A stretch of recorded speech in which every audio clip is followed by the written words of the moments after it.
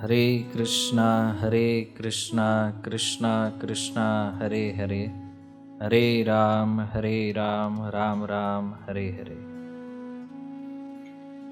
નારાયણં નમસ્કૃત્ય નરં ચૈવ નરોત્તમં દેવીં સરસ્વતી વ્યાસં તતો જયમુદીરયેત. નષ્ટપ્રાયેષુ અભદ્રેષુ નિત્યં ભાગવત સેવયા ભગવતી ઉત્તમ શ્લોકે ભક્તિર્ભવતી નૈષ્ઠકિમ. કૃષ્ણાય વાસુદેવાય દેવકી નંદનાય ચ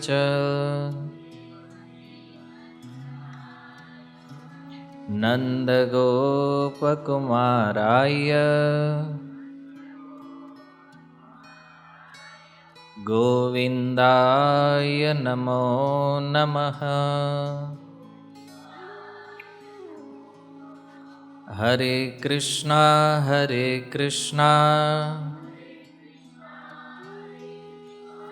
કૃષ્ણ કૃષ્ણ હરે હરે,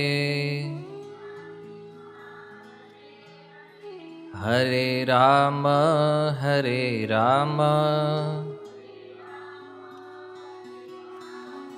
રામ રામ હરે હરે. ઓમ નમો ભગવતે વાસુદેવાય.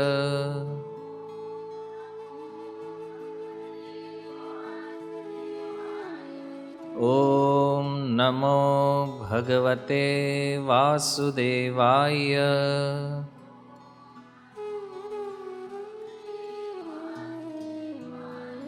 ઓમ નમો ભગવતે વાસુદેવાય.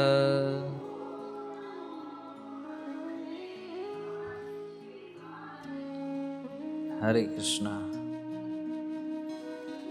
સ્વાગતમ ઉપસ્થિત સર્વ વૈષ્ણવજન શ્રોતાગણ.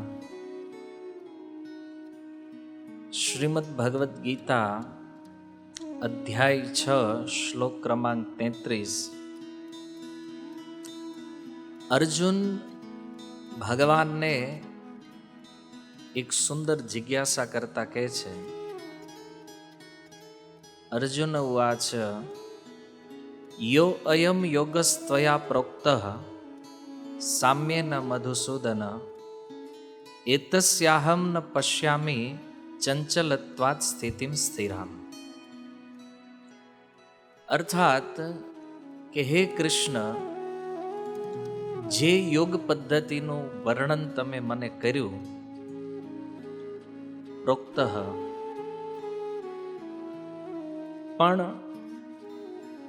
મારું એવું માનવું છે, અથવા અર્જુન કહે છે મને એવું લાગે છે, એતસ્યાહમ ન પશ્યામિ, હું એ યોગમાં સ્થિર નહીં થઈ શકું. કારણ શું છે? તો અર્જુન કારણ આપતા કહે છે ચંચલત્વાત સ્થિતિમ સ્થિરામ.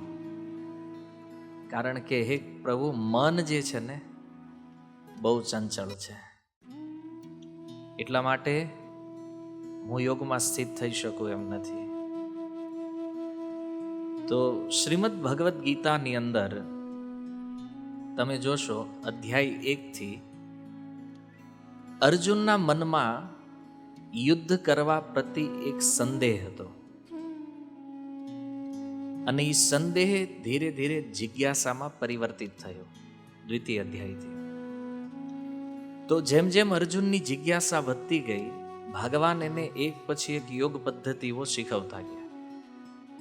અને 6થા અધ્યાયમાં ભગવાને ધ્યાન યોગનું વર્ણન કર્યું છે કે અર્જુન એક સુંદર આસન, કુશ આસન, પછી દ્રષ્ટિ નાકના અગ્રભાગ ઉપર સ્થિત કરી અને અષ્ટાંગ યોગ, હઠ યોગ દ્વારા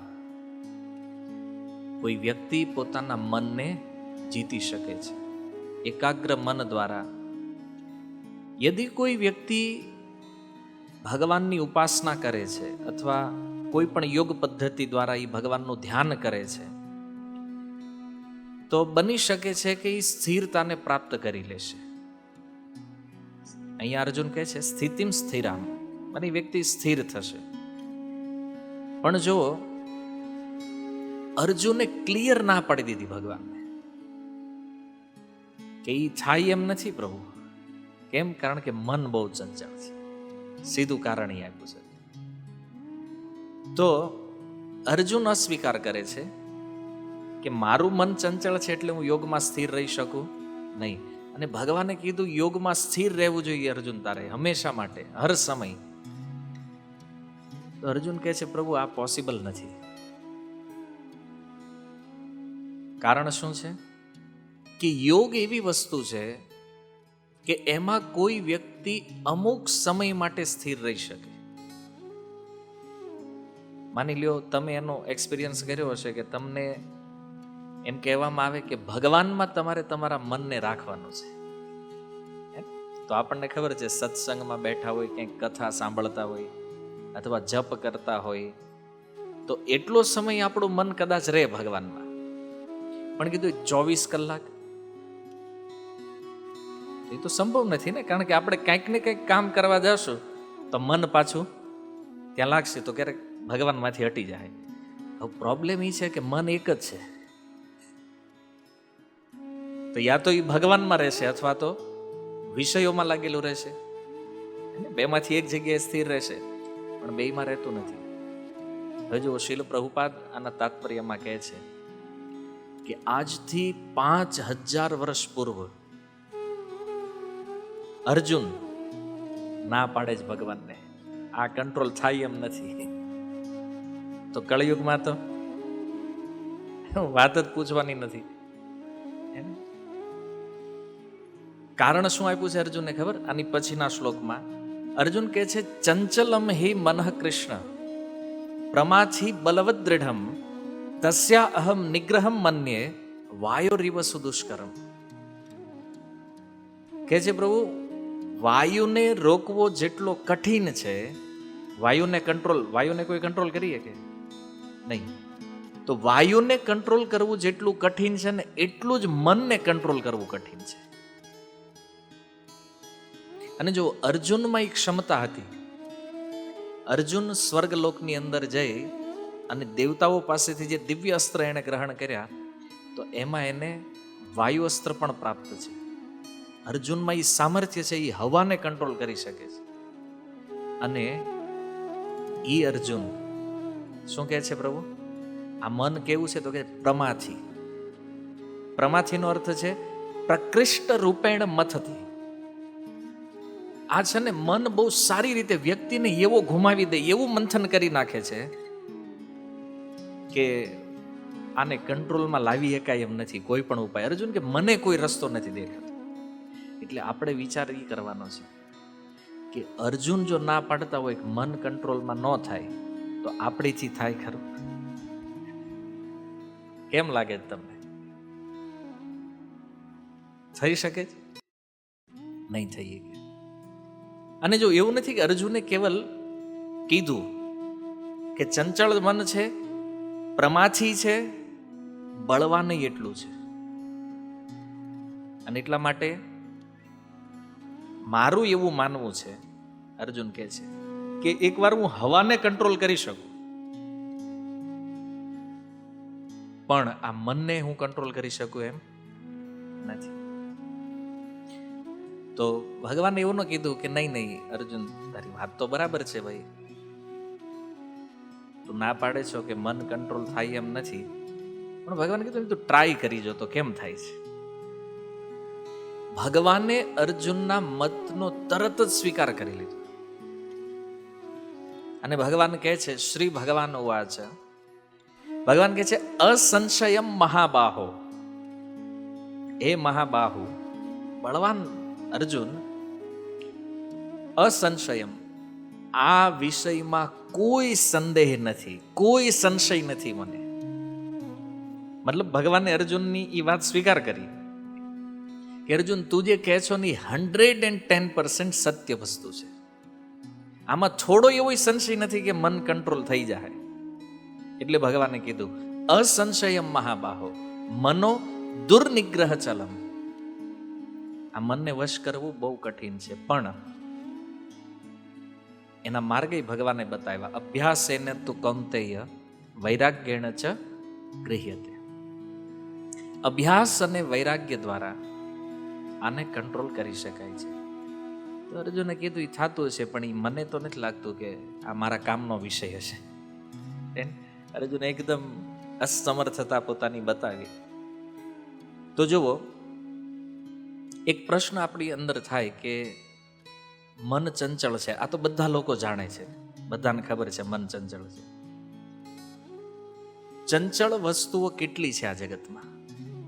यदि એવો પ્રશ્ન થાય કે ચંચળતા જેમાં છે એવી વસ્તુ કેટલી, તો સંસ્કૃત સુભાષિતોની અંદર એવી 10 વસ્તુ છે જેને ચંચળ બતાવવામાં આવી છે. અને એ 10 વસ્તુ કઈ છે? તો કે છે મનો મધુકરો મેઘો, મદ્યપો મત્કૃણો મરુત, મા મદો મરકટો મત્સ્યો, મકાર દશ ચંચલા. આ 10 વસ્તુ જે મથી શરૂ થાય છે, બધાના નામ મ ઉપરથી છે, અને બધા ચંચળ છે. તો એમાં સૌથી પહેલું કયું બતાવ્યું છે? મન. 10 ચંચળ વસ્તુઓમાં પહેલા નંબર ઉપર જેની તીવ્રતા સૌથી વધારે છે ચંચળતામાં, એ છે મન. બીજું કીધું મન મધુકરો. મધુકર અર્થાત ભમરવ. એટલે એક ફૂલ ઉપર બેઠો હોય વળી પાછો બીજા ફૂલ ઉપર વયો જાય, વળી પાછો ત્રીજા ફૂલ ઉપર વયો જાય. ત્રીજું કે છે મેઘ. મેઘ વરસાદ, વર્ષા જે છે તો એ ચંચળ, ક્યારે પડે ક્યારે બંધ થઈ જાય કાંઈ નક્કી નથી. આપણને એમ થાય રેનકોટ લઈને જઈએ તો તડકો આવે, અને જેથી આપણે જ છત્રી લઈને ન ગયા હોય તેથી વરસાદ આવે. એવું થાય ને? તો મેઘ ચંચળ છે. ચોથું છે મદ્યપ. મદ્યપ સમજો છો? મદ્યપ મને જે મત્ત હોય, નશો કરી ગયો હોય અને મત થઈ ગયો હોય, એટલે આપણી ભાષામાં ફૂલ થઈ ગયો હોય પી, મદ્યપ. એ ચંચળ હોય. એની ચંચળતા તો તમે જોઈ છે ને, ચાલવામાં, બોલવામાં, હાવભાવમાં. પાંચમું છે મત્કુણ. મત્કુણનો અર્થ છે માકડ. માકડ આમ આપણે પથારીમાં ગોતારું ક્યાંથી કવડ્યું છે ત્યાં એ નીકળી ગયું હોય, એને એ આમ જલ્દી હાથમાં ન આવે. મત્કુણ. માકડ ચંચળ છે. મરુત. મરુતનો અર્થ છે વાયુ. વાયુ ચંચળ છે, હવા. માં. તો માં શબ્દનો અર્થ છે લક્ષ્મી. લક્ષ્મી અર્થાત સંપત્તિના અર્થમાં છે. ધન ચંચળ છે. જો તમારી પાસે અત્યાર સુધીમાં કેટલી નોટો આવી છે, રહે છે નહીં, એ આપણે એમ કહીએ આ મારી છે, પણ એ પાછી કોઈક બીજા પાસે વહી જાય, ત્યાંથી પાછું કોઈક ત્રીજા પાસે જાય, વળી પાછું કોઈ ચોથા પાસે, એ હંમેશા ફરતું રહે છે. તો ધન ચંચળ છે. એ કીધું માં અર્થાત લક્ષ્મી. મદ અહંકાર ચંચળ છે, અભિમાન. અને મરકટ વાંદરો. એમાં જ કાંઈ વ્યાખ્યાની જરૂર નથી, કારણ કે વૃંદાવન તમે ગયા હશો તો અનુભવી હશો. અને આમે વાંદરાને જોયું હોય ને, આમ હા હોય તે એને કંઈ કામ ન હોય તોય ઠેકડા મારે, એક ઝાડથી બીજા ઝાડ, હખણો બેહે નહીં. મરકટ. મત્સ્ય. માછલી જોઈ તમે જળમાં એક જ જગ્યાએ ઊભી હોય, સ્થિર ક્યાંય નથી. તો આ 10 વસ્તુ જે છે એ કહે છે મકાર દશ ચંચલા. આ 10 મ વાળા જે છે ને એ બહુ ચંચલ છે, અને એમાં સૌથી પહેલું છે મન. તો જો મનના વિષયમાં ઘણીવાર આપણો બહુ મોટો ભ્રમ હોય છે કે ના મારું મન તો છે ને મારા કંટ્રોલમાં છે, આપણે બહુ વાંધો ન આવે. ઘણા લોકો માનતા હોય, અને ઘણા એવું કહેતા હોય કે નહીં આપણું મન તો ક્યાંય આમ તેમ થાય જ નહીં. આવું થોડુંક સૂક્ષ્મ અહંકાર આવે ને મનની અંદર. પણ જો મન હારે આપણે વ્યવહાર કર્યો છે, આપણે જન્મ્યા ત્યારથી આજ સુધીમાં આટલા વર્ષો આપણે મનના અનુભવમાં છીએ. આની પૂર્વના જન્મોમાં પણ મન રહ્યું છે આપણી યારે, અને એ મનની ચંચળતાના કારણે જ આપણે ફસાયા છીએ. એટલા માટે શાસ્ત્રોમાં ઘણી જગ્યાએ આપણને એવી સલાહ આપવામાં આવી છે કે મન ઉપર બહુ વિશ્વાસ કરવો નહીં, મન ઉપર બહુ ભરોસો ન કરવો જોઈએ. આમ બહુ ભજન કરતા કરતા થોડીક સ્થિતિ ઉપર ગઈ હોય ને આપણે એવું માનવા માંડ્યું કે હવે આપણે ન વાંધો આવે, વહેમમાં ન રહેવું જોઈએ. કારણ કે મોટા મોટા ઋષિમુનિઓ, મોટા તપસ્વી, મોટા સાધકો જે છે, આ લોકો પણ પડતા વાર લાગી નથી. તો પછી આપણે તો કોઈ લેવલમાં જ નથી, હજી તો આપણી કોઈ તપસ્યા આરંભ જ નથી થઈ. કારણ કે 16 માળા તે આપણે કેટલું મનને ખેંચી રાખવું પડે છે એ આપણને ખબર છે ને. પ્રતિદિન મન હારે માથાકૂટ થાય છે કે નહીં આપણે. એટલા માટે આ બહુ વિચારણીય વસ્તુ છે કે મન ઉપર વિશ્વાસ ના કરવો જોઈએ. જો એક રાજા થયા જેનું નામ હતું ભર્તૃહરિ, અને એણે એક સુંદર ગ્રંથ લખ્યો છે જેનું નામ છે શ્રૃંગાર શતક. એને એની પત્નીમાં એટલો પ્રેમ હતો કે એના ઉપર એણે 100 શ્લોક લખ્યા. શતક મને 100 શ્લોક શ્રૃંગાર રસ ઉપર. અને એને લાગ્યું કે નહીં, હું ભાગ્યવાન વ્યક્તિ છું કે આટલી સુંદર પત્ની મળી છે, હું એને પ્રેમ કરું છું. તો એણે એક સુંદર અંગૂઠી બનાવી, વીંટી, પત્ની માટે, અને એને ગિફ્ટ આપી. હવે વીંટી રાજા એને ગિફ્ટ આપી, અને જો વીંટી તો બહુ સુંદર છે, તો એ જે રાણી હતી એ કોઈ બીજાને પ્રેમ કરતી, એટલે એણે એ વીંટી હતી એ કોને આપી? એને ગિફ્ટ કરી. હવે એણે જેને ગિફ્ટ કરીને એ પાછો કોઈ બીજી સ્ત્રીને પ્રેમ કરતો, એટલે એણે એ વીંટી એને ગિફ્ટ કરી. એ સ્ત્રી પાછી રાજાને પ્રેમ કરતી, એટલે એણે પાછી વીંટી રાજાને આપી. રાજાએ વીંટી જોઈને વિચાર કર્યો કે આ તો મેં આપી હતી મારી પત્નીને, અને પાછી મારી પાસે આવી, તો કે આનું મૂળ શોધવું પડશે કે. એટલે મૂળ શોધ્યું. એની પત્નીને જઈને કીધું, આ વીંટી મેં તને આપી હતી ક્યાં છે? તો એમાં તો ખોટું હાલે નહીં, કારણ કે લાવે ક્યાંથી બીજી. તો એણે કીધું કે ભાઈ હું આ વ્યક્તિને પ્રેમ કરું છું, મેં એને આપી દીધી. રાજાએ એને પકડ્યો છે. બોલી વીંટી ક્યાં છે તારી? તો કે હું જેને પ્રેમ કરું છું એને આપી દીધી મેં. રાજા એ સ્ત્રી પાસે ગયા, અને એને તો ખબર જ હતી એની પાસેથી જ આવી છે મારી પાસે. અને આખી કડી જ્યારે મળી તો ભર્તૃહરિના મનમાં વૈરાગ્ય ઉત્પન્ન થઈ ગયું. યાર આ સંસાર અદ્ભુત છે. આપણને એમ છે કે આપણે કોઈને પ્રેમ કરીએ છીએ, આપણું મન એમાં થતું, એનું મન ક્યાં છે કેવી રીતે ખબર પડે? અને પછી જેમ એણે શ્રૃંગાર શતક લખ્યું હતું ને, એવી રીતે એણે વૈરાગ્ય શતક લખ્યું. 100 શ્લોકો લખ્યા વૈરાગ્યના. અને એમાંથી એક શ્લોક છે, એ લખે છે, યા ચિંતયામી સતતમ મયી સા વિરક્તા. અર્થાત હું જેનું સતત ચિંતન કરતો હતો, આજ મને એનાથી વૈરાગ્ય થઈ ગયો છે. સાપ્યન અન્યમ ઈચ્છતિ જનમ સજનો અન્ય સક્ત. શું કામ વૈરાગ્ય થયો છે? કારણ કે હું જેનામાં આસક્ત હતો એ કોઈ બીજામાં આસક્ત છે, અને એ વળી પાછો બીજા કોઈમાં આસક્ત છે, અને એની આગળવાળાની આસક્તિ બીજે ક્યાંક છે. અસ્મત કૃતે ચ પરિશુષ્યતિ કાચિદ અન્યા. અને હવે આ બધા માટે મારા હૃદયમાં કોઈ સ્નેહ નથી, કોઈ પ્રેમ નથી. ધિક્તામ ચતમ મદનમ, અને એટલા માટે ધિક્કાર છે મારી ઉપર. એ પોતાને કહે છે, મારા પોતાના ઉપર એ ધિક્કાર છે.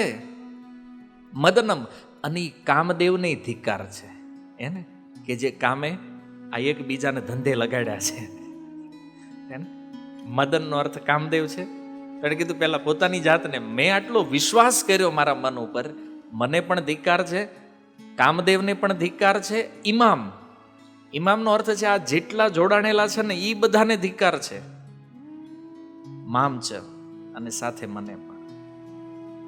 અને આ રીતે એણે અદ્ભુત વૈરાગ્ય શતક લખ્યું છે. તો જો એક રાજા અને એની સ્ત્રી જો આ પ્રકારના કાર્યમાં લાગેલી હોય તો વિચાર કરો કે કળિયુગની અંદર આવવાવાળા જે લોકો છે એના મન ક્યાં છે, કોઈ પકડી શકે ખરું?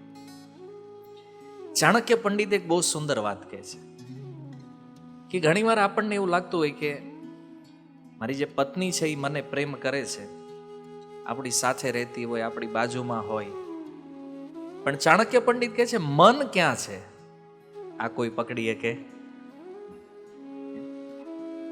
આ બહુ દુષ્કર છે. અને એટલા માટે તમે જો આ મનના વિષયમાં છે ને જાણવું બહુ જરૂરી છે આપણે. શું કામ? એકવાર એક વ્યક્તિને પ્રશ્ન પૂછ્યો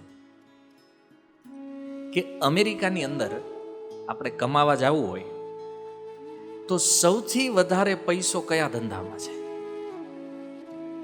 તમારામાંથી ઘણા જવું છે ને ફોરેન, તો તમને ખબર હોવી જોઈએ ને સૌથી વધારે ધન કયા ધંધામાં મળે છે. ખબર છે અમેરિકામાં સૌથી વધારે પૈસા ક્યાં છે? નથી ખબર. મનોચિકિત્સકના ધંધામાં. તો તમે મનના ડોક્ટર છો તો તમે સૌથી હારામાં પૈસા રળશો અમેરિકામાં. શું કામ? કારણ કે અમેરિકામાં હરેક ઘરે એક પાગલ છે, એક ગાંડો છે, મેન્ટલ. ત્યાં તમારા કોઈ સગારે તો એને પૂછજો, હરેક શેરીમાં બોર્ડ લાગેલા હોય મનોચિકિત્સકના, મનના ડોક્ટર. હવે તમે વિચારો, મન જોયું છે કોઈ? નથી, તો એના ડોક્ટર છે. અને આ ધંધો સૌથી વધારે મતલબ ફર્સ્ટ નંબર ઉપર છે. અને તમે માણસના મનની વાત જવા દો, ત્યાં છે ને કૂતરાના મનના તે ચિકિત્સકો છે. આ હસવાની વાત નથી, સત્ય છે. એવી રીતે માણસને મનોચિકિત્સકની જરૂર પડે ને એમ પશુઓના મનોચિકિત્સક છે. તો આ વિચારવા જેવું છે ને. આ તો એક જિજ્ઞાસા વધી ભાઈ, યાર કૂતરાના મનને શું થયું હશે એને કે એને મેન્ટલ ડોક્ટરની જરૂર પડે છે. તો એનું તારણ કાઢવામાં આવ્યું કે ભાઈ કૂતરો કેમ મેન્ટલ થઈ ગયો? તો એ એટલા માટે થયો કારણ કે એ જેની હારે રહેતો હતો ને એ મેન્ટલ હતો.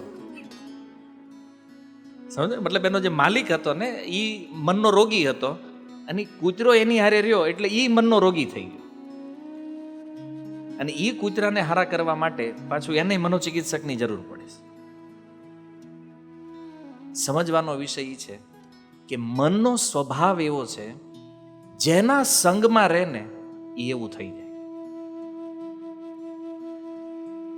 આ બહુ મહત્વપૂર્ણ સિદ્ધાંત છે. જેના સંગમાં મન રહેશે ને એ મન એવું થઈ જાય. અને જો આનું હું તમને લાઈવ એક્ઝામ્પલ આપું, આપણે આપણામાંથી જ લઈ. આ સત્સંગમાં કે ઇસ્કોનમાં જ્યારે કોઈ વ્યક્તિ નવો નવો આવે ને ત્યારે એ વિનમ્ર હોય, જિજ્ઞાસુ હોય, બહુ સારો હોય. અને એને પછી 5 વર્ષ જાય અને 5 વર્ષ પછીનું એનું જે ચિત્ર હોય એ કેવું હોય ખબર છે? તમારી જોઈ લો, આ કોની હારે રહ્યો છે. જો એ બગડ્યો હોય તો એ જોઈ લેવાનું કે એવાની સંગતિમાં રહ્યો હશે એટલે એણે એના ભક્તિમય જીવનને નષ્ટ કર્યું હશે. અને જો એ એના લેવલથી ઉપર ગયો હોય તો એ સમજી લેવાનું કે આણે કોઈ સારા વ્યક્તિનો સંગ કર્યો હશે. એટલે જેના ટચમાં તમે રહ્યા એ તમને એવા કરી જ નાખે, 100% કરી નાખે. આ મનનો સ્વભાવ છે. અને એટલા માટે આપણે કહીએ કે આ ભગત હારો પહેલા સારો હતો, હવે બગડ્યો છે. કારણ એ સંગ. કોની હારે રહે છે એ બહુ મહત્વનો વિષય છે. અને એટલા માટે જો સંગ ઉપર શાસ્ત્રમાં બહુ ભાર આપવામાં આવે છે, કારણ કે આ મનનો વિષય છે ને. તો કોની જેવું મન થશે આપણું? માની લો કોઈ વ્યક્તિ હારે તમે રહ્યો છો ને, રાત દિવસ નકરી પૈસાની જ વાતો કરતા હોય, ધનની જ વાતો કરતા હોય, ભલે તમે 16 માળા કરતા હોય, પણ તમારું ચિત્ત, મન જે છે ને એમાં જ લાગેલું રહેશે. કારણ કે તમારો ટાર્ગેટ ઈ બનાવી દે એ વ્યક્તિ. સંગ જેનો લ્યો છો તમે, માની લો કોઈ સાધકની સંગતિ તમે કરો છો, તો તમારી સાધના મજબૂત થાય. કેમ? કારણ કે એની પાસે હંમેશા સાધનાની ચર્ચા હોય. કોઈ 16 માળા કેમ સારી રીતે કરવી, ગીતા કેમ વાંચવી, ભાગવત કેમ વાંચવું, એની પાસે એ ચર્ચા હોય. બાકી જે વેપારી બુદ્ધિ પાસે તમે જાઓ તો એ વેપારની જ ચર્ચા કરે. એટલે તમારું મન ભક્ત બન્યા પછી પણ ભગવાનમાં નહીં લાગવા દે. એટલે એ તમારે અહીંયા પણ જરૂરી છે. સંસ્થામાં તમે આવી ગયા એ મહત્વપૂર્ણ નથી. આવ્યા પછી સંગ કોનો કરો છો તમે, એની ઉપર તમારું ફ્યુચર ડિપેન્ડ છે, આ મનના સ્વભાવના કારણે. હવે તમે વિચાર કરો કે એક બીમાર મનવાળા વ્યક્તિની સંગતિથી જો એક કૂતરો બીમાર થઈ જતો હોય, એક પશુ છે ને, એના મન ઉપર જો આટલી અસર થતી હોય, તો આપણે માણસ છીએ. વિચાર કરો આપણી ઉપર એ સંગતિની કેવી અસર થવાની છે. એટલે ઘણીવાર ભક્તો તમને એવું કહે ને કે પ્રભુજી તમે પહેલા બહુ સારા હતા, તે સમજી લેવાનું કે આપણે ક્યાંક રોંગ જગ્યાએ પગ નાખ્યો છે. સમજે? તો કોઈ ક્યાંક માતાજી તેમ છે ને પહેલા બહુ સારા હતા, મતલબ ક્યાંક હલવાણા છે. અને એ હલવાણા હોય ને જ્યારે, તો એ પાછળ પોતાને ન ખબર પડે, એને તેમ જ લાગે નહીં મારો સૌથી હિત કરવા વાળો માણસ કોઈ હોય ને તો આ છે. કેમ? કારણ કે પેલું એટેચમેન્ટ વધી ગયું ને, આસક્તિ. એટલે એ વ્યક્તિ એના ભક્તિમય જીવનને ખરાબ કરતો હોય છતાં પણ એ આપણને ક્યારેય ખરાબ લાગે. આપણને એમ લાગે નહીં આ મારું હિત કરવા વાળો છે. પણ જો આપણી સ્થિતિથી આપણે જો નીચે વહી આવ્યા હોય, તો આની ઉપર આપણે પોતે આત્મમંથન કરવું પડે. આ મનના સ્વભાવને જાણી. જો મનનું આટલું ખતરનાક કેરેક્ટર છે, અને છે આ સૌથી મહત્વપૂર્ણ વસ્તુ. એટલે એ મનમાં બરાબર તમે ફિટ કરી દો કે જેનો સંગ લેશો ને, આપણું મન પણ એવું થઈ જવાનું છે. એટલે એ નિશ્ચિત કરવું પડશે આપણે કોનો સંગ લેવો. એટલે શાસ્ત્ર કહે છે સાધુ સંગ સર્વશાસ્ત્ર કહે. સાધુ સંગની વાત શું કામ? કારણ કે ભક્તોના સંગમાં ભગવાન અને ભક્તિની ચર્ચા થાય.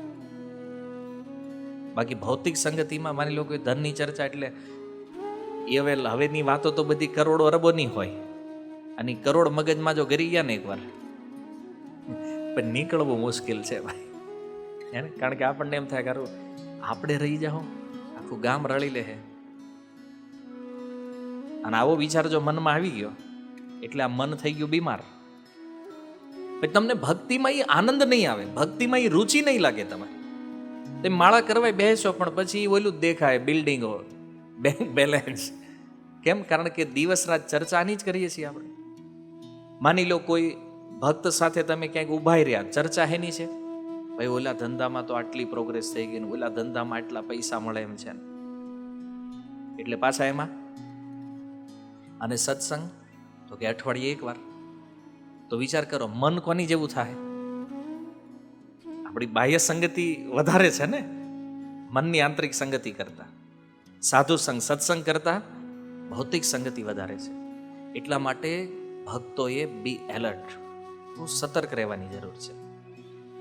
અને જો મન ચંચળ છે, માની લો આપણું મન જ ચંચળ છે, તો ચંચળ મન કોઈ પણ વ્યક્તિને બીમાર કરી શકે છે, કોઈ પણ વ્યક્તિ.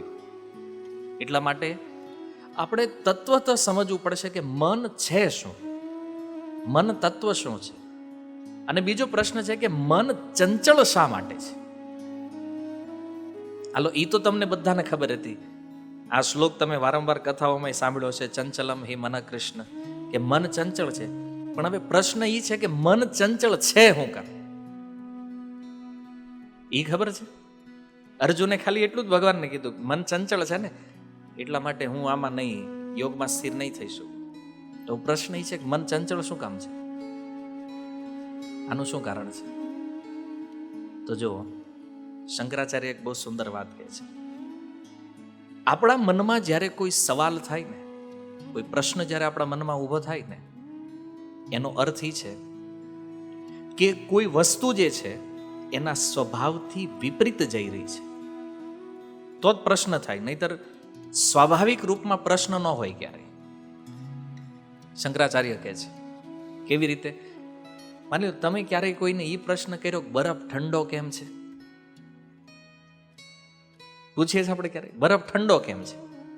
નથી પૂછતા. અચ્છા, ચંદન સુગંધિત કેમ છે? આવો પ્રશ્ન કર્યો ક્યારે આપણે? નથી કરતા. કેમ? કારણ કે એ સ્વાભાવિક છે. બરફ શબ્દ આવે એટલે નક્કી છે કે ઠંડો જ હોય, અને ચંદન તો કે સુગંધિત જ હોય. પ્રશ્ન ત્યારે થાય કે જ્યારે ચંદનમાંથી દુર્ગંધ આવતી હોય. માની લો કોઈ એમ કે આ ચંદન છે અને એમાંથી દુર્ગંધ આવે, તો પ્રશ્ન થાય ને કે આમાં દુર્ગંધ કેમ છે?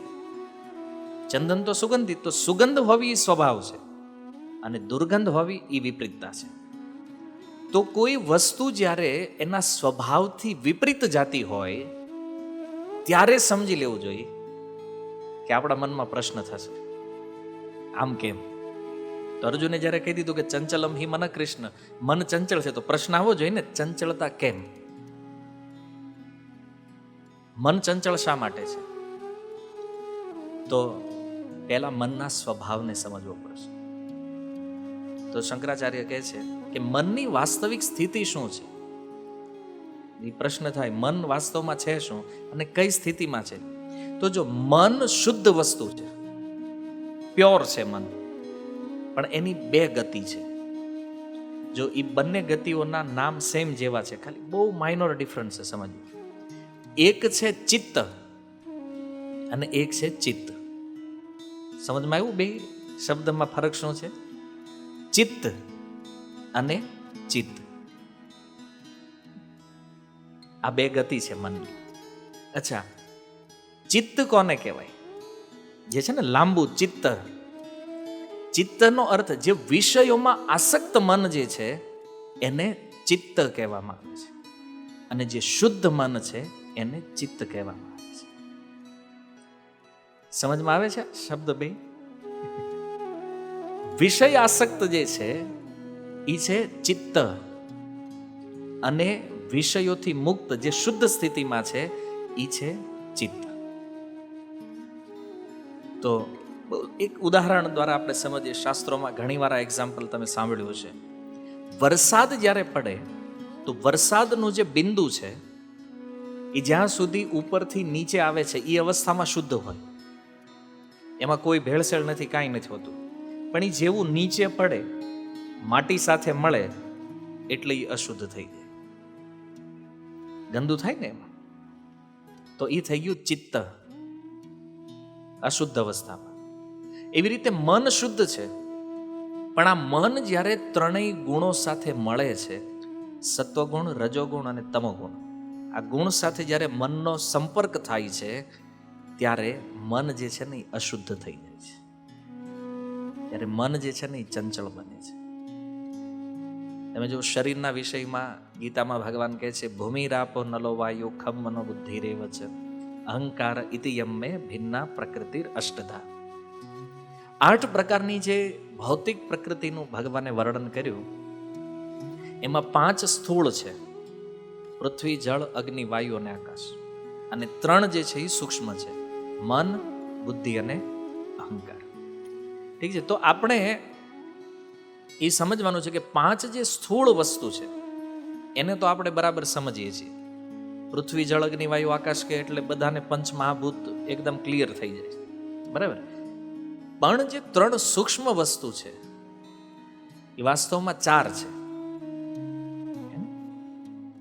તો ક્યાંક તમે શબ્દ સાંભળ્યો છે અથવા વાંચતા હશો, અંતઃકરણ. સાંભળ્યું છે ને અંતઃકરણ? અંતઃકરણનો અર્થ શું થાય છે?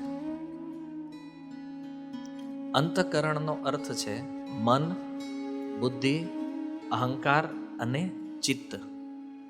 આ ચારેય વસ્તુ એક સાથે જ્યારે ક્યાંય વર્ણન કરવાની હોય તો એને એક શબ્દમાં શું કહેવામાં આવે છે? અંતઃકરણ. જો જાણકારી બહુ જરૂરી છે. નહીતર આપણે વાંચતા હોય એના બધા શબ્દો આવતા હોય તો આપણને અંતઃકરણ હશે કંઈક, આપણે શું લેવા દેવા જાય એની હારે. તો એવી રીતે તો સમજ નહીં આવે ને સિદ્ધાંત કે ભગવાન શું કહી રહ્યા છે. તો જો મન, બુદ્ધિ, અહંકાર અને ચિત્ત, આ ચાર વસ્તુ કોમન જ્યારે હોય ત્યારે એને અંતઃકરણ કહેવામાં આવે છે, અથવા એક શબ્દમાં આ ચારેયનું વર્ણન મનના રૂપમાં છે. તમે જ્યારે ગીતા વાંચો કે ભાગવત વાંચો, એમાં જ્યારે મન શબ્દ આવે ત્યારે તમારે સમજી લેવું જોઈએ કે આ ચારેયની વાત થઈ રહી છે, મન. અને જો અલગ અલગ તત્વોની વાત હશે તો ન્યાયના શબ્દો અલગ અલગ હશે. જેવી રીતે ગીતામાં ઘણા શ્લોકોમાં ખાલી મનનો ઉલ્લેખ છે, તો મનનો અર્થ છે વિચાર કરવો. આ એક વૃત્તિ થઈ મનની. બીજું છે બુદ્ધિ. બુદ્ધિનો અર્થ છે નિર્ણય કરવો, જે ડિસિઝન લે છે એ બુદ્ધિ છે. ત્રીજું છે અહંકાર. અહંકાર એટલે જે શરીરો સાથે આપણી ઓળખ કરાવે છે કે ભાઈ હું મનુષ્ય છું, હું પશુ છું, આ છું, તે છું, એ અહંકાર છે. અને ચોથું છે ચિત્ત. ચિત્તનો અર્થ છે સ્મરણ. આપણા પૂર્વ જીવનના જેટલા પણ કર્મો છે, જેટલી પણ ક્રિયાઓ છે, પૂર્વ જીવનથી લઈને આજ સુધીની આ બધી ક્રિયાઓ ચિત્તમાં સંગ્રહિત હોય છે. તો આ ચારેય વસ્તુ એક સાથે મન છે, અને અલગ અલગ રૂપમાં પણ આનું વર્ણન થયું છે. તો મનનો પ્રયોગ થાય એટલે આ ચારેય વસ્તુને એક સાથે સમજી લેવું. જેમ ચંચલમ હિ મન કૃષ્ણ, તો અહીં ખાલી આ શ્લોકમાં મન જ આવ્યું છે, એક શબ્દ. એનો અર્થ આ ચારેય વસ્તુનો પ્રયોગ થઈ રહ્યો છે. અને માની લો કોઈ કોઈ શ્લોકમાં તમને મન અને બુદ્ધિ આ બેયનો પ્રયોગ મળશે. એવી રીતે 12મા અધ્યાયનો 8 નંબર શ્લોક છે, જેમાં ભગવાન કહે છે મય્યૈવ મન આધસ્વ મયી બુદ્ધિમ નિવેશય. તમે જુઓ, મય્યૈવ મન, અહીંયા મન શબ્દ આવ્યો, પછી આગળ ભગવાન કહે છે મયી બુદ્ધિમ નિવેશય. અર્જુન, તું તારું મન મારામાં લગાવ, તારી બુદ્ધિ મારામાં લગાવ.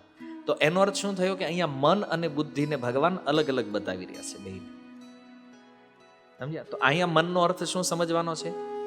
વિચાર. અહીંયા ચારેય એકારે નથી, કારણ કે બુદ્ધિ અલગ છે. અને 12.9 ની અંદર ભગવાન કહે છે અથ ચિત્તમ સમાધાતુમ ન શક્નોષિ મયી સ્થિરમ અભ્યાસ યોગેન તતો મામ ઈચ્છાપ્તુમ ધનંજય. તો અહીંયા ભગવાન કહે છે ચિત્તમ. અર્જુન, આ જે ચિત્ત છે, ચિત્તનો અર્થ અહીંયા મન, બુદ્ધિ, અહંકાર ત્રણેય આવી ગયું. સમજમાં આવ્યું? તો હકીકત એક જ મનની આ બધી અલગ અલગ વૃત્તિ છે, પણ એનું કાર્ય જ્યારે અલગ થાય ને ત્યારે એના નામ અલગ થઈ જાય. બુદ્ધિ કોઈ અલગ તત્વ નથી, અહંકાર કોઈ અલગ વસ્તુ નથી, મનની જ વૃત્તિઓ છે. આ મનનું જ વિભાજન છે. એક જ મન આ બધા રૂપની અંદર વિભાજિત છે. એ જ મન ક્યારેક ડિસિઝન લે ત્યારે એ બુદ્ધિ કહેવાય. એ જ્યારે અહંકારના રૂપમાં કાર્ય કરે છે ત્યારે એ અહંકાર શબ્દથી પ્રયોગ થશે એને. અને પૂર્વ જીવનના જે સ્મરણો છે, ક્રિયાઓ છે, એના માટે ચિત્ત શબ્દ પ્રયોગ થાય છે. તો આ રીતે સમજવાનું એ છે કે મનની જે અવસ્થા છે મૂળ રૂપમાં એ શુદ્ધ છે, પણ જ્યારે 3 ગુણોથી યુક્ત થાય મન, ત્યારે એમાં ચંચળતા આવે છે. અને એટલા માટે આપણા જે ગૌડી આચાર્યો છે, એ આપણા આચાર્યો પોતાના મનને શિક્ષા આપે છે. જો તમે ક્યારેક આપણા આચાર્યોના ભજન વાંચશો તો એમાં મનને શિક્ષા આપવામાં આવી છે. અને એવા જે ભજનો છે એને મન શિક્ષા કહેવામાં આવે છે. ભક્તિ સિદ્ધાંત મહારાજ પ્રચલિત ભજન છે ને, દુષ્ટ મન તુમી કિસે રે વૈષ્ણવ. પોતાના મનને કહે છે કે હે દુષ્ટ મન, તું કેવું વૈષ્ણવ છો. એને એક બહુ સુંદર ભજન એમણે લખ્યું છે, ભક્તિ સિદ્ધાંત સરસ્વતી પ્રભુપાદે. તો આપણા આચાર્યો મનને સમજ્યા છે, મનના તત્વને સમજે છે, અને એટલા માટે એ મનને શિક્ષા આપે છે. આજે બગડી ગયેલું મન છે ને, એને સુધારવા માટે એ મનને શિક્ષિત કરવું જરૂરી છે. અને એ શિક્ષા છે ને 3 પ્રકારથી છે.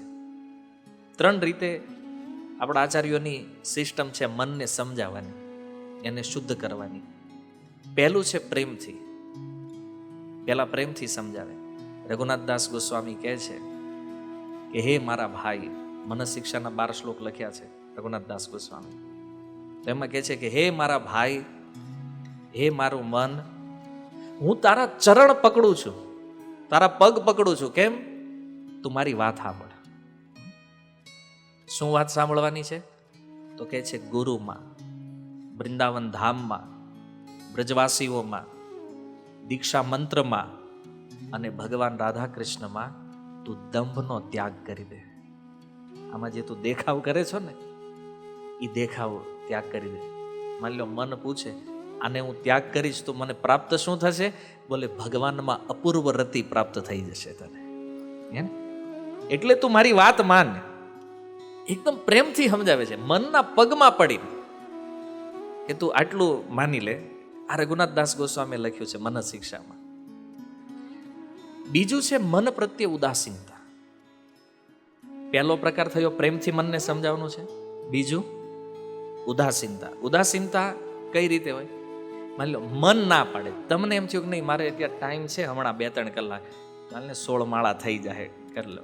મન કે રહેવા દે, ઘડીક ફેસબુક જોઈ લે, ઘડીક વોટ્સએપ જોઈ લે એને. અને ફેસબુક વોટ્સએપમાં 2 કલાક ક્યાં જાય આપણને ખબર રહે નહીં. બરાબર છે? તો આ મન આપણને ઉલ્લુ બનાવે છે, બેવકૂફ બનાવે છે. પણ મન પ્રતિ ઉદાસીનતા આચાર્યોની શું? મન ના પાડે, જપ નથી કરવા, છતાં આચાર્યો કે તારે ન કરવા કાંઈ નહીં, મારે કરવા છે. એટલે મન પ્રત્યે ઉદાસીન રહેવાનો અર્થ છે કે મનની વાતમાં આવ્યા વગર એ પોતાના સાધનને પરિપૂર્ણ કરશે. શ્રવણમાં પણ મન ના પાડે, કથા નથી સાંભળે, એક પિક્ચર જોઈ લે, તને મજા આવશે એમાં કથા કરતા, હે ને? એટલે વળી પાછું એ જોવામાં લાગી જાય, 3 કલાક વેસ્ટ. પણ આચાર્યો શું કહે છે? નહીં, તારે ન સાંભળ્યો કાંઈ નહીં, હું કથા સાંભળીશ. આ ઉદાસીન ભાવ. મન ના પાડે, સેવા નથી કરવી, પણ આચાર્યો કહે છે તારે ન કરવી હોય કાંઈ નહીં, મારે કરવી છે. આ છે ઉદાસીનતા મન પ્રત્યે. મતલબ મન જે કહે એને કાંઈ લક્ષમાં નહીં લેવાનું. ઉદાસીન. માની લો આમ તમે હાલ્યા જતો હોય ને કોઈને પૂછશો પ્રભુજી જરાક, પણ એવું તમારી વાત સાંભળે જ નહીં તો તમને ખબર પડી જાય ને કે હું આ સાંભળે છે છતાં મને સાંભળતા નથી. તો આવું મન હારે કરવું જોઈએ. તો તમારે ટાઈમ બચાવવો હોય તો, નહીતર એવા કામમાં લગાવી દે ને પછી તમારે કહેવું પડશે ટાઈમ નથી. સેકન્ડ વસ્તુ જે છે ને એ બહુ સારી, કારણ કે પેલું પ્રેમથી સમજાવવા જાય કદાચ આપણે મનને હાથ ફેરવતો હોય ને મન આપણને હાથ ફેરવી જાય, એને થોડુંક રિસ્ક વાળી ટેકનિક છે. પણ આ ઉદાસીનતા જે છે ને એ આપણા અભ્યાસમાં આવી કેમ છે. અને ત્રીજું છે મનને દંડ.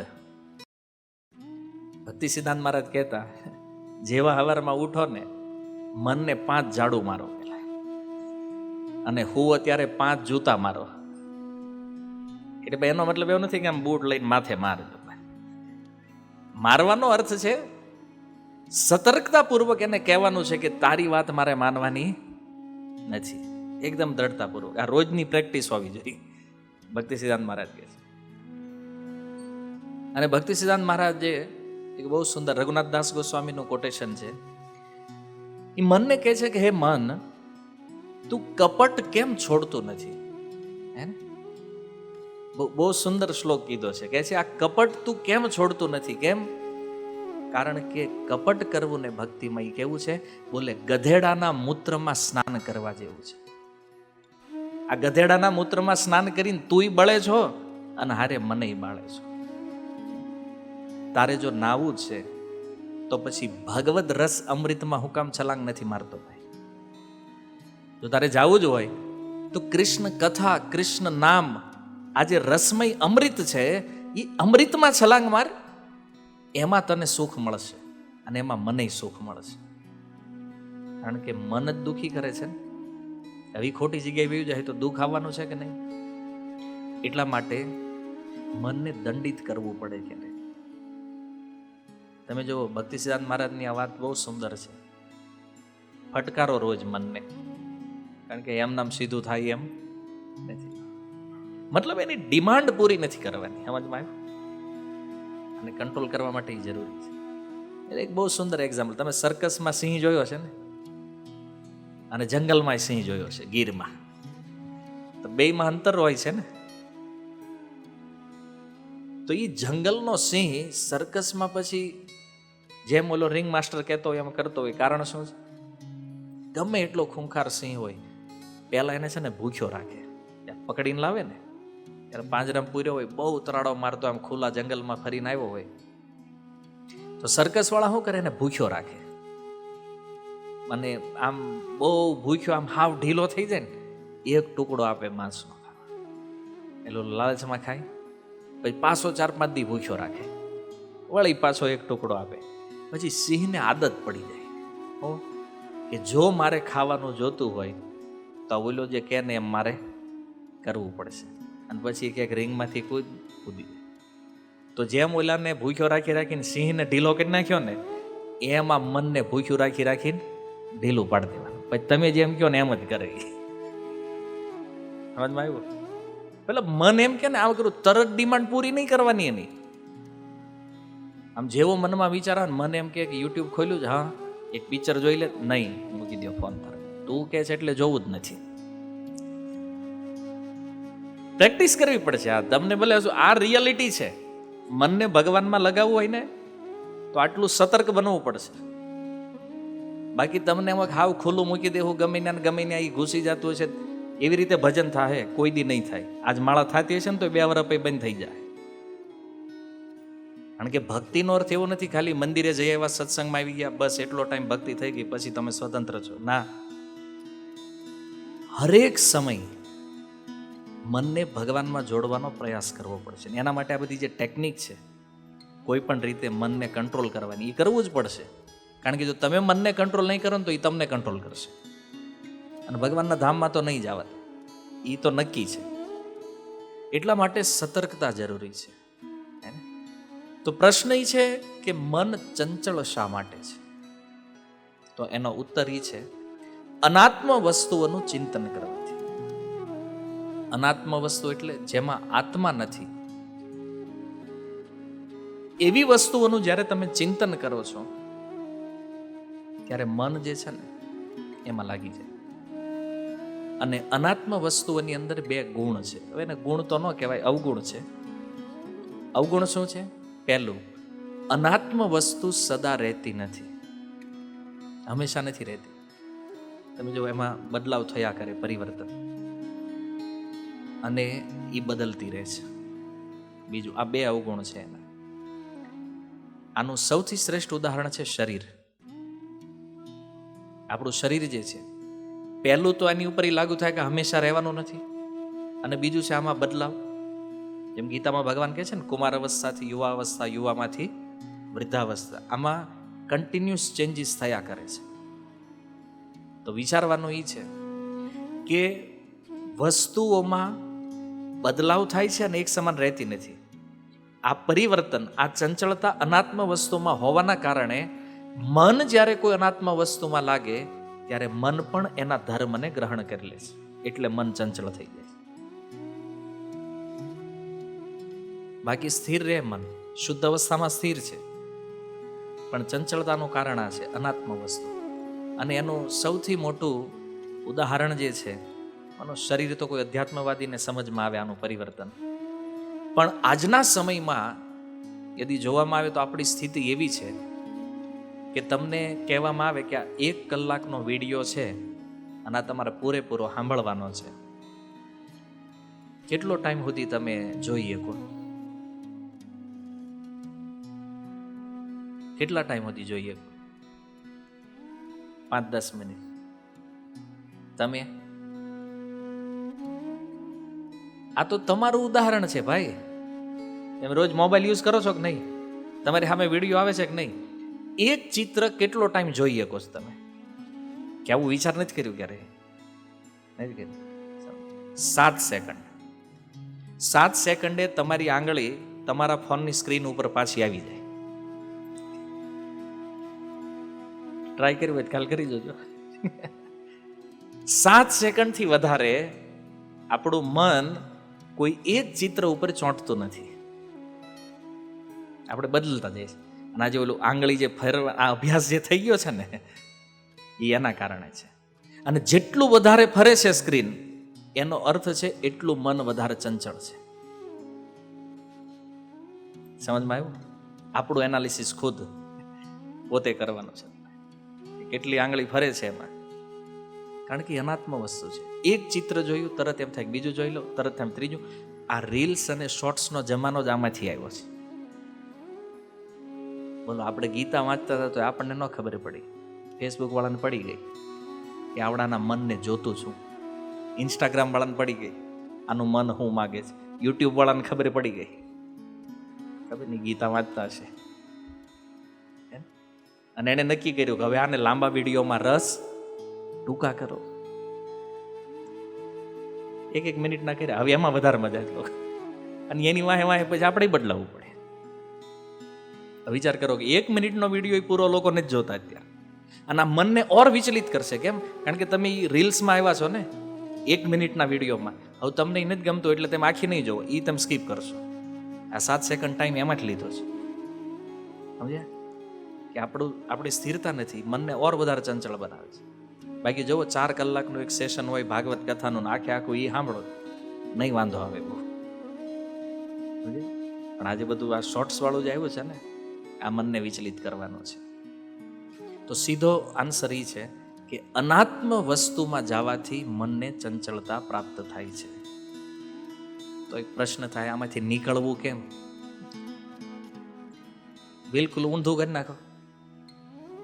આત્મ વસ્તુની અંદર યદિ આપણે લાગી જઈએ તો પછી આમાંથી બહાર નીકળીએ. તો એ આત્મ વસ્તુ શું છે? આત્મ વસ્તુ છે ભગવાન.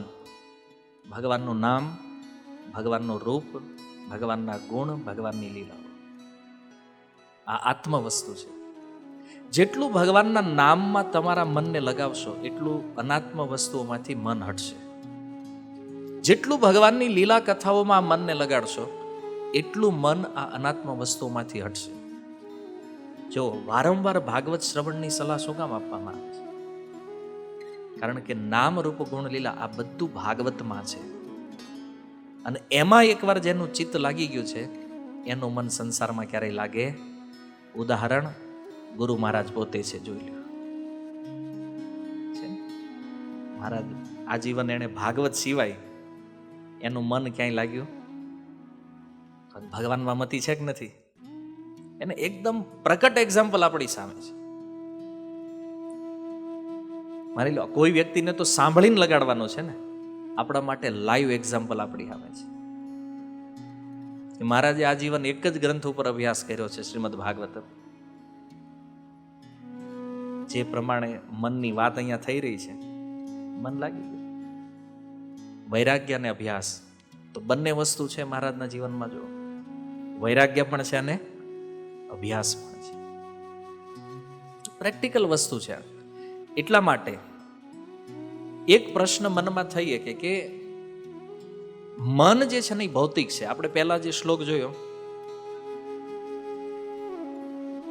ભૂમિરાપો નલો વાયુ ખમ મનો બુદ્ધિ રેવ છે અહંકારિતિ યમે ભિન્ના પ્રકૃતિ અષ્ટદા. તો એમાં મન જે છે એ ભૌતિક છે. તો આ ભૌતિક મન જે છે એ ચેતન પદાર્થને કેવી રીતે પકડી શકે? આ એક પ્રશ્ન થાય. કારણ કે શાસ્ત્રોમાં પણ એવા શ્લોકો છે જેમાં કીધું છે નાયમ આત્મા પ્રવચને. આ આત્મા જે છે ને એ પ્રવચનોથી સમજમાં નથી આવતો. કે છે લભ્યો ન મેધા, ન તો બુદ્ધિથી સમજમાં આવે છે, ન બહુના શ્રુતે, ન તો બહુ લોકોથી સાંભળવાથી ખબર પડે છે. યમય વેશ વૃણિતે તેન લભ્યસ્ત્યેષ્ય આત્મા વિવૃણિતો તે તનુમ સ્વામ. તો આત્મા માટે તો એ વાત આવી ગઈ શાસ્ત્રોમાં કે ભાઈ મન જે છે અથવા કોઈ પણ ભૌતિક ઇન્દ્રિયા આધ્યાત્મિક વસ્તુને નહીં પકડી. અને દશમ સ્કંદ અધ્યાય 14 બ્રહ્માજી પણ કહે છે જાનંત એવ જાનંતુ કિમ બહુક્ત્યા નમે પ્રભો મનસો વપુષો વાચો વૈભવમ તવ ગોચર. બ્રહ્માજી કહે છે કે પ્રભુ કોઈ એમ કહેતા હોય જાનંત એવ જાનંતુ કે ભાઈ હું ભગવાનને જાણું છું, તો બ્રહ્માજી કે ઈ ભલે જાણતા હોય, પણ જ્યાં સુધી મારો પ્રશ્ન છે મનથી, વપુષ શરીરથી, વાચો વાણીથી, વૈભવમ તવ અગોચર, પ્રભુ તમારા વૈભવનો પાર હું પામી શકું એમ બ્રહ્માજી ના પાડે છે કે મારા મનથી હું ભગવાનને નહીં પકડી શકું. તો પછી આપણે બ્રહ્માજીના વચન છે તો આપણને ભગવાન કઈ રીતે મળે, કઈ રીતે જાણી શકીએ, કઈ રીતે પકડાયા ભગવાન, કારણ કે મૂળ ધંધો તો મનથી જ થવાનો છે ને, ઇન્દ્રિયોનો રાજા મન છે. તો આનો ઉત્તર પણ ભાગવત આપે છે. ભગવાન પકડમાં કેમ આવે છે? ગજેન્દ્ર સ્તુતિની અંદર ગજેન્દ્ર ભગવાનને પ્રાર્થના કરતા કહે છે, ગુણાર અણિછન્ન ચિદુષ્મ પાય તત્ક્ષોભ વિસ્ફુર્જિત માનસાય નૈષ્કર્મ્ય ભાવેન વિવર્જિતાગમ સ્વયં પ્રકાશાય નમસ્કરોમિ. શું કહે છે ગજેન્દ્ર? કે છે, હે પ્રભુ, આમ તો એ સત્ય વિદિત છે કે મન તમને પકડી શકે નહીં, કારણ કે મન ભૌતિક છે, તમારું સ્વરૂપ આધ્યાત્મિક છે. પણ એ તત્ક્ષોભ વિસ્ફુર્જિત માનસાય, પણ ભગવાન જો પોતાની કૃપા દ્વારા યદિ ઈચ્છા રાખે કે મારે આ ભક્તના મનમાં પ્રગટ થવું છે, તો પોતાની કૃપાથી, પોતાની સ્વત ઈચ્છાથી ભગવાન કોઈ ભક્તના મનમાં પ્રગટ થઈ જાય છે.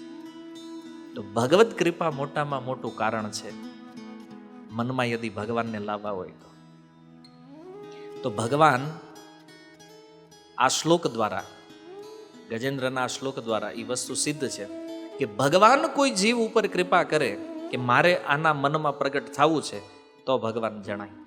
તો એવું મન જે છે એ ભગવાનને પકડીએ. મતલબ વિશુદ્ધ મન જે છે એમાં ચાન્સ છે એ ભગવાનને પકડી શકે, શુદ્ધ મન. તો ભગવાન મન દ્વારા પકડાય છે, અને આ ભગવાનને પોતાની લીલામાં સાબિત કરીને બતાવ્યું છે. દશમ સ્કંદમાં હરિશૌરીજી એક આચાર્ય છે, એમણે ટીકામાં કીધું કે ભગવાનનો જન્મ થયો એ પહેલા ભગવાન વસુદેવજીના મનમાં પ્રગટ થયા છે. તો જન્માષ્ટમી ઉપર તમે કૃષ્ણ જન્મ કથા સાંભળો છો, એમાં સાંભળ્યું છે ને, સૌથી પહેલા ભગવાન વસુદેવજીના મનમાં આવ્યા છે, અને મનથી પછી દેવકીના હૃદયમાં ગયા, અને પછી દેવકીના ગર્ભમાં આવ્યા ભગવાન.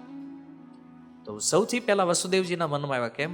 કારણ કે વસુદેવજી ભક્ત છે, એનું મન વિશુદ્ધ છે, અને વિશુદ્ધ મન છે એટલે એણે ભગવાનને પકડ્યા છે, અથવા ભગવાનને કૃપા કરી છે, અને એ વસુદેવજીના મન દ્વારા પકડમાં આવ્યા છે.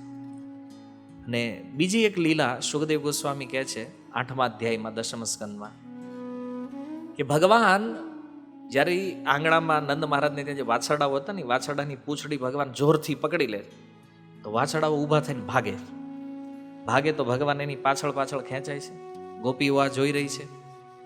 તો જો વૃંદાવનમાં પહેલા ભગવાન મનમાં પ્રગટ થાય છે, અને આ લીલા દ્વારા ભગવાનની સંદેશ આપે છે કે હું ખાલી મનમાં પ્રગટ નથી થતો, મનની સાથે સાથે વૃંદાવનના વિશુદ્ધ મનવાળા ભક્તોની ઇન્દ્રિયોમાં પણ હું પકડમાં આવી જાઉં છું. તો ગાય ગો શબ્દ જે છે, ગો શબ્દનો અર્થ ઇન્દ્રિયા પણ છે. તો ભગવાને કીધું, હવે જો ત્યાં મોટી ગાય નથી, ભગવાનને પૂંછડી કોની પકડી? વાછરડાની. વાછરડો મતલબ નાનો એવું વાછરડું હોય. ભગવાન કહે છે બહુ મોટી ઇન્દ્રિયોની વાત જવા દો. યદિ કોઈ વ્યક્તિને મારામાં ભક્તિ છે, શુદ્ધ મન છે, તો આવા ભક્તની નાની ઇન્દ્રિયો દ્વારા પણ હું પકડમાં આવી જાઉં છું. વાછરડાની પૂંછડી ભગવાને પકડી છે, અને ગોપીઓ જોઈ રહી છે પ્રત્યક્ષ રૂપમાં. તો સિદ્ધાંત એ છે કે આત્મ વસ્તુ દ્વારા મનની ચંચળતા જે છે એ નષ્ટ થઈ જાય છે. અને ગીતામાં ભગવાનનો મૂળ ઉપદેશ જ આ છે. 9મા અધ્યાયનો 34 નંબર શ્લોક જો, મન મના ભવ મદ ભક્તો મધ્યાજી મામ નમસ્કો.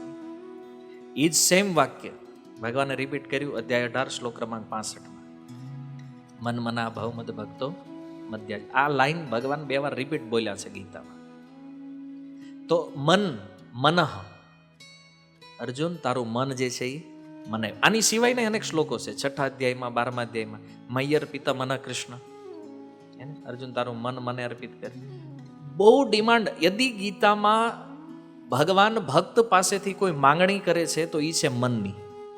આખી ભગવદ્ ગીતા વાંચી લેજો કોમન રૂપમાં, કે ભગવાનની ડિમાન્ડ શું છે ભક્તોથી? મન. અને એ મનને ભગવાનને આપણે અર્પિત કરવું છે, પણ કેવી રીતે? આપણું મન લાગે કઈ રીતે ભગવાનમાં? તો ભગવાને આ ભક્તોની સહાયતા કરવા માટે કૃષ્ણ કથા આપી છે. કારણ શું છે જાણો છો? તમે ભલે ગમે એ સાધન કરતા હોય, પણ કથાથી જે મન ભગવાનમાં લાગે, આવું દુનિયામાં એકય સાધનથી ન લાગે. હવે તમે ભગવાનનો જપ કરતા હોય, મંગળ આરતી કરતા હોય, કોઈ પણ સાધન હોય, પણ જે મનને કૃષ્ણમાં લગાવે છે કથા, આટલું સરળ અને સહજ મન અન્ય કોઈ સાધનથી ભગવાનમાં લાગતું નથી. એટલા માટે વારંવાર કહેવામાં આવ્યું છે, શૃણવતામ સ્વકથા કૃષ્ણ. કથા સાંભળો, કૃષ્ણ કથા. મનનો એક ગુણ છે, શું છે જાણો? એ તાદાત્મ્યતાને પ્રાપ્ત કરે છે. તાદાત્મ્યતાને એટલે જેનું ચિંતન કરે ને એમાં એ પરિવર્તિત થઈ જાય. આ મનનો સ્વભાવ.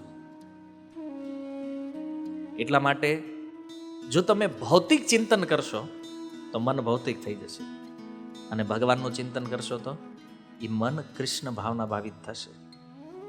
એટલે નક્કી આપણે કરવાનું છે કોના વિષયમાં ચિંતન કરવું છે, કોના વિષયમાં વિચારવું છે. આ મનનો સ્વભાવ છે. જેવું વિચારશે એવું થઈ જાય. તમે જો ભાગવતમાં એક સુખદેવજીનું બહુ સુંદર ઉદાહરણ છે. ભમરો છે ને, જ્યારે ઈયળને પકડીને લાવે ને પછી એના દરમાં મૂકી દે, અને એ દરમાં બેઠા બેઠા ઈયળ જે છે ને એ ચિંતન કરે. કોનું? ભમરાનું. જો ભૌતિક પ્રકૃતિનું એકદમ તમે જોયેલું ઉદાહરણ હશે કે ઈયળ ચિંતન કરતા કરતા ભમરો બની જાય. ગામડે રહ્યા હોય તો આ હશે, પણ આ તો ભાગવતમાં છે કે ભ્રમરનું ચિંતન કરતા કરતા ઈયળ જો ભ્રમરને, મતલબ એનું શરીર ભ્રમરનું થઈ જાય. વિચાર કરો, આ ચિંતનનો પ્રભાવ છે ભૌતિક પ્રકૃતિમાં પણ. તો આપણે ભગવાનનું ચિંતન કરશું તો ભગવાનમય કેમ નહીં થઈ જાય? આ એવું નહીં વિચારતા ભગવાનનું ચિંતન કરશું તો આપણે ભગવાન થઈ જાવ. ના, મન જે છે એ કૃષ્ણ ભાવનામય થશે, ભગવદ ભાવનામય થશે, અને આ ભૌતિક સંસાર જે છે ને એમાંથી બધી આસક્તિ છૂટી જશે. તો ભગવાનનું ચિંતન કરવા માટે ભગવત કથા જરૂરી છે, શ્રવણ. અને આ જેટલું સારું થશે એટલું જ આપણું મન જે છે એ ભગવાનમાં લાગી જશે. મન શુદ્ધ થશે, એ 3 ગુણોથી મુક્ત થશે, અને આવું મન ભગવાનને અર્પિત કરશું, ભગવાન પ્રસન્ન થશે. હરે કૃષ્ણ. શીલ પ્રભુપાદ કી. નિતાય ગૌર પ્રેમાનંદે.